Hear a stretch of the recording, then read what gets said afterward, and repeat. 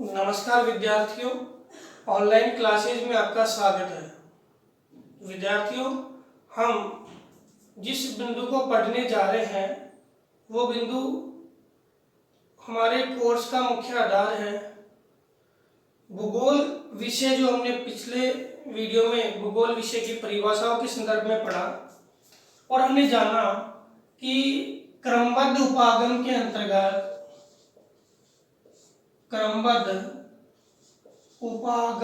अंतर्गत भूगोल को मुख्य रूप से दो शाखाओं में बांटा गया। क्रमबद्ध उपागम किसने दिया था? अलेक्जेंडर वान हमबोल्ट ने। कहाँ के थे? जर्मनी के थे। इस क्रमबद्ध उपागम का दूसरा नाम क्या है? विषय वस्तुगत उपागम। इसमें दो शाखाएं प्रमुख इन्होंने बांटी। पहली है भौतिक भूगोल और दूसरी है मानव भूगोल।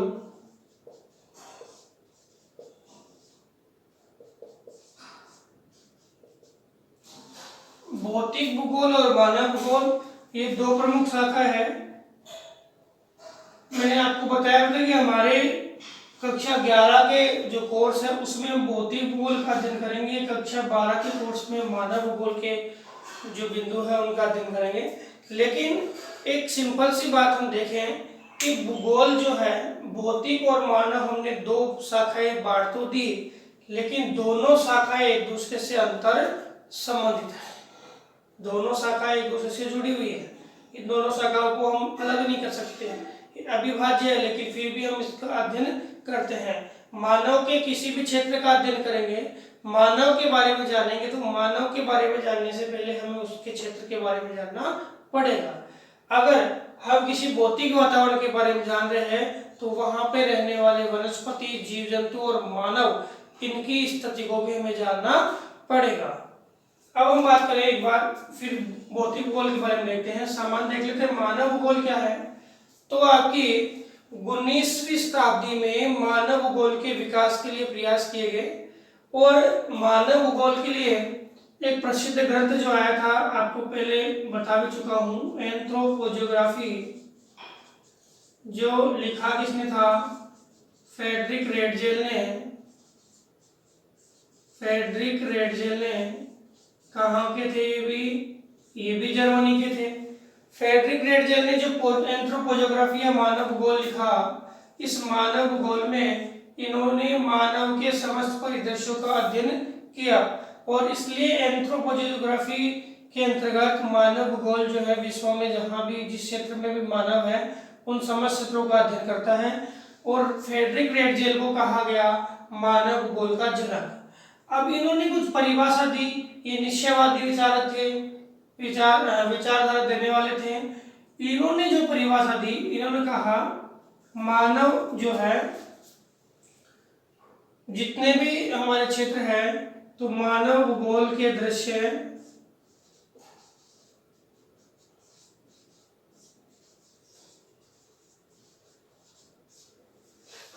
भौतिक वातावरण से संबंधित है।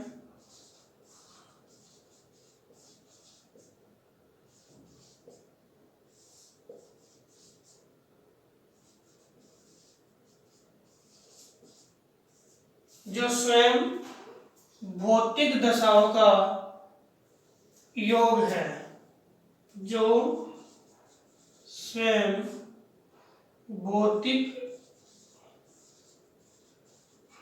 दशाओं का योग है। देखना कि मानव भूगोल के जितने भी दृश्य हैं, मानव जहां रहता है उनके समस्त जो परिदृश्य है वो कौन से वातावरण से जुड़े हुए हैं? भौतिक से। और वो किससे प्रभावित है? भौतिक दशाओं से। ये किसने कहा? रेडजेल ने कहा। इनकी शिष्या ने कहा, जिनका नाम था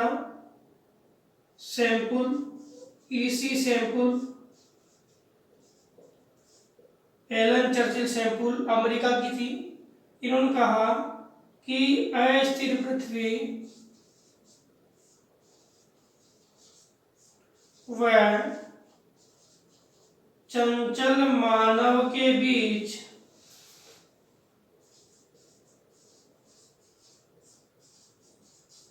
परिवर्तनशील अंतर संबंधों का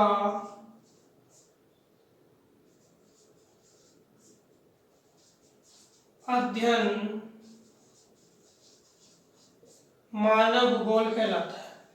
देखो पृथ्वी कैसी अस्थिर है, कैसे जब से निर्माण हुआ है तब से पृथ्वी में कई परिवर्तन हो रहे हैं और वर्तमान में भी पृथ्वी में परिवर्तन होते रहे हैं और होते रहेंगे। तो पृथ्वी कैसी हुई, अस्थिर। और मानव जब उत्पत्ति हुई, मानव का उद्भव हुआ, तब से लेके मानव ने अपनी ही प्रकृति से प्राप्त जो संसाधन है उसके अनुसार अपने आप में क्या किया है, परिवर्तन किया है। तो मानव सृजनात्मक है। तो इन दोनों के बीच कैसे परिवर्तनशील, गतिशील, क्रियाशील जो संबंध है उनका अध्ययन क्या है, मानव भूगोल है। तो मानव भूगोल में अध्ययन किसका करेंगे, मानव का। और किसके संदर्भ में करेंगे, हमारे भौतिक पर्यावरण के संदर्भ में करेंगे। तो क्लियर है कौन सा, मानव भूगोल समझ में आ गया क्या है। इसको हम डिटेल से अपने कक्षा 12 के सिलेबस या कोर्स में पढ़ेंगे। अब हम बात करते हैं भौतिक भूगोल की। तो भौतिक भूगोल क्या है, भौतिक भूगोल सभी विद्वान जो बोलते हैं कि भौतिक भूगोल है वो भूगोल का मुख्य आधार है, भूगोल का मुख्य आधार है। देखो पृथ्वी का जब उद्भव हुआ, पृथ्वी का जब विकास हुआ, उस समय भौतिक क्रियाएं पृथ्वी पे घटित हो रही थी, मानवीय क्रियाएं बाद में थी। इसलिए मानव भूगोल है वो भौतिक भूगोल के बाद में आया। लेकिन भौतिक भूगोल है वो पृथ्वी के उद्भव के साथ ही आरंभ हो गया था, और भूगोल भी जो है वो पृथ्वी के उद्भव के साथ आरंभ हो गया था। इसी प्रकार हम कहते हैं कि भूगोल जो है उसके समकक्ष ही भौतिक भूगोल का भी जन्म हो गया था, उसके समकक्षी भौतिक भूगोल का जन्म हो गया था। और भूगोल का मूल आधार कौन सा विषय है, भौतिक भूगोल है, जिसमें समस्त भौगोलिक घटनाओं का वैज्ञानिक आधार पर अध्ययन किया जाता है। क्योंकि भूगोल एक विज्ञान है तो भौतिक भूगोल भी क्या है, भूगोल की शाखा है जिसमें वैज्ञानिक आधार पर समस्त भौतिक घटनाओं का अध्ययन किया जाता है। भौतिक भूगोल को भूगोल का प्रगतिशील विज्ञान माना जाता है और बताया जाता है कि भूगोल के जितने भी सारभूत जो तथ्य है वो किसमें समाहित है, भौतिक भूगोल में। यानी भौतिक भूगोल के जितने भी तथ्य है वो किसमें समाहित है, भूगोल में। बात एक ही है कि भौतिक भूगोल में जो क्रियाएं हैं जिनकी हम जानकारी प्राप्त कर रहे हैं उनसे क्या है, भूगोल को नई गति मिलती है। जैसे पिछली शताब्दियों में जो भूगोलवेता थे उन्होंने कई क्षेत्रों में अनुसंधान, शोध और अपने नए नए जो अध्ययन को हमारे सामने प्रस्तुत किया, जिसके कारण भूगोल को एक नई जो क्रांति है या भूगोल के अध्ययन में एक नवीनतम जो विकास है वो उत्पन्न हुआ। जैसे हमारे भूआकृति विज्ञान के अंतर्गत देखें तो पृथ्वी की उत्पत्ति कैसे हुई, ये हम इसी में पढ़ेंगे भौतिक भूगोल में। पृथ्वी की उत्पत्ति कैसे हुई, पृथ्वी का उद्भव, उत्पत्ति के बाद में विकास कैसे हुआ, पृथ्वी की उत्पत्ति और विकास के बाद महाद्वीप कैसे बने, महासागरों का निर्माण कैसे हुआ। इसके अलावा जो पृथ्वी पर जैविक क्रियाएं हैं वो किस प्रकार से उत्पन्न हुई, साथ ही साथ पृथ्वी की जो हलचलें हैं, आंतरिक हलचलें, भूकंप, ज्वालामुखी और बाहरी हलचलें, और इसके कारण पृथ्वी पर विभिन्न क्षेत्रों में स्थलाकृतियों का निर्माण, साथ ही साथ जो हमारे पृथ्वी के वायुमंडल में किस प्रकार से परिवर्तन होता है, और वायुमंडल के साथ साथ अंतरिक्ष और वायुमंडल जो है वो किस प्रकार से अंतर संबंधित है, अंतरिक्ष में कौन सी घटनाएं हैं जो हमारी पृथ्वी को भी क्या करती है, प्रभावित करती है। इस समस्त अध्ययनों को हम कौन से विषय में पढ़ते हैं, इस भूगोल विषय में पढ़ते हैं।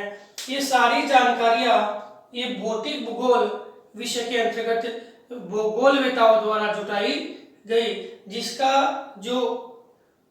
जिसका महत्व है वो भूगोल विषय के विकास के लिए माना जाता है।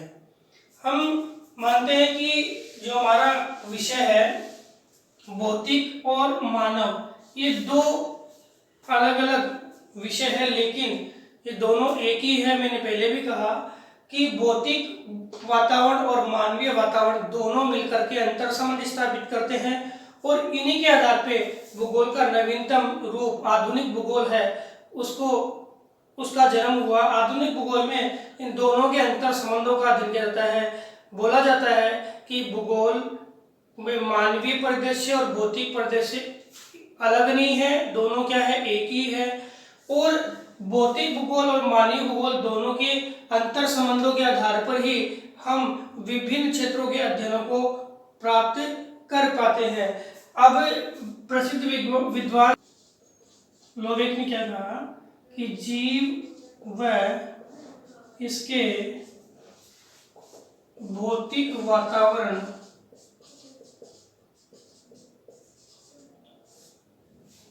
से संबंधित विषय वस्तु भूगोल विषय में आती है, तथा भौतिक भूगोल जो है वो भौतिक वातावरण का अध्ययन है। भौतिक भूगोल क्या है, भौतिक वातावरण का अध्ययन है। जैसे कि हम बताते हैं कि भौतिक भूगोल भौतिक वातावरण का अध्ययन है। इस भौतिक वातावरण में हम किन किन क्षेत्रों का अध्ययन करेंगे, तो भौतिक वातावरण में हम हमारे स्थल मंडल, हमारे जल मंडल, वायुमंडल, और एक अपवादजनक अध्ययन है वो आपके जीव मंडल का है।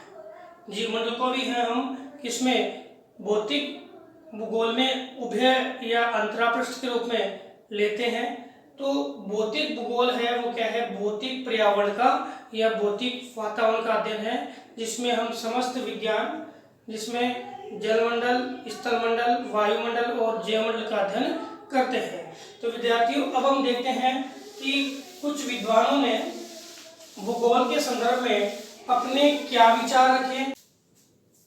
अब भूगोल के भौतिक भूगोल की कुछ परिभाषाएं देखते हैं, और इन परिभाषाओं के आधार पर हम निष्कर्ष निकालते हैं कि वास्तव में भूगोल के इस शाखा के अंतर्गत किसका अध्ययन किया जाता है। जैसे कि हमने पढ़ा कि भौतिक भूगोल है वो भौतिक पर्यावरण का भूगोल है, यानी भौतिक वातावरण का भूगोल है, जिसमें भौतिक भूगोल के अंतर्गत सभी भौतिक पर्यावरण की घटनाओं का अध्ययन किया जाता है। कुछ विद्वानों के अनुसार देखें तो फिलिप ने कहा कि भूगोल एक वृक्ष है, यानी भूगोल क्या है, एक वृक्ष है। इस वृक्ष में जो जड़ें हैं वो जड़ें तो क्या है, भौतिक भूगोल है। जो भूगोल की जड़ें हैं जो मिट्टी में है वो क्या है, भौतिक भूगोल है। यानी भूगोल का आधार क्या हुआ, भौतिक भूगोल। और इस जड़ों से जो परिपोषित जो शाखाएं हैं वो क्या है, मानव भूगोल है। इसकी शाखाएं क्या है, मानव भूगोल है, मानव के क्रियाकलापों से जुड़ी हुई है। और इसकी जड़ें है वो भौतिक भूगोल की जड़ें है, इसकी जड़ें है वो भौतिक भूगोल की मिट्टी में है। यानी ये अपना धरातल है, इसकी जो मिट्टी है वो तो क्या है, भौतिक भूगोल है, और इसकी जो शाखाएं हैं पेड़ की वो क्या है, मानव भूगोल है। यानी जड़ है वो क्या है, भौतिक भूगोल है, और शाखाएं क्या है, आपकी मानव भूगोल है। कौन से वृक्ष की बात कर रहे हैं, भूगोल रूपी वृक्ष की। तो आधार क्या हो गया, भौतिक भूगोल, और इसका शीर्षस्थ भाग क्या हो गया, मानव भूगोल। यानी भौतिक पर्यावरण के बिना मानव नहीं है। वैसे तो नवीनतम विचारधाराएं देखें तो दोनों क्या है, एक दूसरे के अंतर संबंधित है, लेकिन भौतिक वातावरण है तो ही मानव है, और भौतिक वातावरण है नहीं है तो मानव नहीं है। हम देखते हैं ये प्रत्यक्ष बात है कि अगर भौतिक गतिविधियां या भौतिक हलचलें होती है तो मानव के बड़े से बड़े जो क्षेत्र है वो भी क्या हो जाते हैं, नष्ट हो जाते हैं। यानी जो हमारी प्रकृति है वो सृजनशील भी है और तो विनाशक भी है, दोनों ही कार्य करती है। इसके बाद हम देखें, स्ट्रालर ने कहा कि भूगोल अनेक भूमि विज्ञानों का समन्वित अध्ययन है। अनेक भूमि विज्ञान जो है उनका समन्वित अध्ययन है, जो मानव के वातावरण का अध्ययन करता है। अलग अलग क्षेत्रों में जो मानव है उस मानव के वातावरण का अध्ययन कौन करता है? आपके भौतिक भूगोल करता है। कांट ने कहा कि भौतिक भूगोल विश्व के ज्ञान का प्रथम भाग है। मैंने आपको ये बात पहले बताई है कि भूगोल जो विषय आया उसके साथ ही कौन सा विषय आ चुका था? आपके भौतिक भूगोल, क्योंकि भूगोल में पृथ्वी की उत्पत्ति से लेकर वर्तमान तक की सभी क्रियाओं का अध्ययन किया जाता है, और भौतिक भूगोल में भी पृथ्वी की उत्पत्ति, उद्भव, विकास से लेकर वर्तमान तक की समस्त क्रियाओं का अध्ययन किया जाता है। तो भूगोल जो विषय है उसके साथ ही जो भूगोल की पहली शाखा है भौतिक भूगोल, वो क्या हो गई थी? आ गई थी, और उसका उद्भव हो चुका था। निश्चित ही विश्व का वस्तुबोध को समझने के लिए ये भौतिक भूगोल का अध्ययन हमारी प्राथमिक आवश्यकता होगी। अगर हमें विश्व का वस्तुबोध समझना है कि विश्व के कौन से भाग कहाँ पर है, किस प्रकार से वो किस क्षेत्र में निर्मित हुए, निर्माण के पीछे क्या कारण है, उन सभी कारणों को जानने के लिए हमें हमारी प्राथमिक आवश्यकता क्या होगी? भौतिक भूगोल का अध्ययन करना। पियरे बाइट्स ने कहा कि मानव सभ्यता से अप्रभावित पृथ्वी, जो मानव सभ्यता है उससे अप्रभावित पृथ्वी के दृश्य है। जो मानव सभ्यता से अप्रभावित है, जहां मानव नहीं रहते हैं, प्राकृतिक धरातल का अध्ययन क्या है? भूगोल है। जो मानव पृथ्वी की वह दृश्य, मानव सभ्यता की मानव सभ्यता से अप्रभावित पृथ्वी के वह दृश्य जहाँ पे मानव नहीं रहता है, उस प्राकृतिक धरातल का अध्ययन भी क्या है? भूगोल है।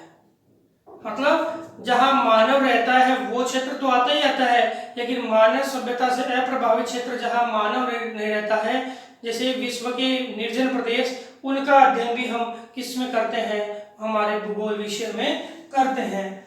आर्थर हमसे जो है उन्होंने भूगोल की परिभाषा के अंतर्गत कहा कि भौतिक पर्यावरण का अध्ययन क्या है? भौतिक भूगोल है। लेकिन केन महोदय ने भी क्या कहा था कि भौतिक पर्यावरण का अध्ययन क्या है? भौतिक भूगोल है। और आर्थर होम्स ने अपनी परिभाषा में कहा कि भौतिक पर्यावरण का अध्ययन ही स्वयं में क्या है? भौतिक भूगोल है, जिसमें हम किसका अध्ययन करेंगे? जिसमें हम अध्ययन करेंगे भूआकृतिक विज्ञान, यानी पृथ्वी पे जितने भी स्थलाकृतियां बनी है उन स्थलाकृतियों के निर्माण से संबंधित, जो महाद्वीप कैसे बने, महासागर कैसे बने, ये तो है। इसके अलावा पर्वत, पठार, मैदान, नदियां, जो भी स्थलाकृतियां बनी है उन स्थलाकृतियों के निर्माण से जुड़े हुए सभी तथ्यों का अध्ययन किसमें करेंगे? हम भूआकृतिक विज्ञान में करेंगे। इसके बाद देखें तो समुद्र विज्ञान में सागरों के निर्माण, महासागरों के निर्माण से लेकर के और आपके जल के चक्रीय स्वरूप को लेकर और समस्त आंतरिक और बाह्य जल स्रोतों का अध्ययन हम किसमें करेंगे? समुद्र विज्ञान के क्षेत्र में करते हैं, जिसमें सागरीय क्षेत्र मुख्यतः आता है। इसके अलावा देखिए आपके मौसम और जलवायु विज्ञान में आपकी समस्त वायुमंडलीय घटनाओं का अध्ययन किसमें करेंगे? मौसम और जलवायु विज्ञान में करेंगे। तो भौतिक पर्यावरण का अध्ययन स्वयं में क्या है? भौतिक भूगोल है। और भूआकृति विज्ञान, समुद्र विज्ञान, जलवायु विज्ञान और मौसम विज्ञान का अध्ययन इसमें समाहित किया जाता है। वर्तमान में भौतिक भूगोल जो है उसमें जो विज्ञान है उसके अध्ययन को भी समाहित करने का जो अपवाद है कि जैव विज्ञान है या जैव भूगोल है वो भौतिक भूगोल का अंग नहीं है, इसको भी संशोधित किया गया कि जैव भूगोल है उसमें समस्त जीव जंतु वनस्पति आते हैं, और ये सभी क्षेत्र जिनका जीव जंतु वनस्पति क्षेत्र है उनका अध्ययन हम इसमें करेंगे? भौतिक पर्यावरण के संदर्भ में करते हैं। इसलिए उभयनिष्ठ मंडल के रूप में या अंतरापृष्ठ के रूप में इस जैव मंडल को भूगोल के दोनों बिंदु, भौतिक भूगोल और मानव भूगोल का मध्य बिंदु मान करके अध्ययन किया जाता है। तो ये जो अपवाद था उसको भी क्लियर किया गया कि मानव भूगोल और भौतिक भूगोल के मध्य बिंदु जो है वो कौन सा है? जैव भूगोल है, जिसमें पादप, वनस्पति, आपके पारिस्थितिकी तंत्र और मानवीय क्रियाओं का अध्ययन किया जाता है। तो विद्यार्थियों, हमने भूगोल विषय के अंतर्गत भौतिक भूगोल जो आपकी शाखा है उसकी कुछ परिभाषाएं हमने देखी और हमने जाना कि वास्तव में भौतिक पर्यावरण जो है उसका अध्ययन ही क्या होता है, भौतिक भूगोल होता है, जिसमें हम मानवीय क्रियाओं को भी क्या करते हैं, सम्मिलित करते हैं।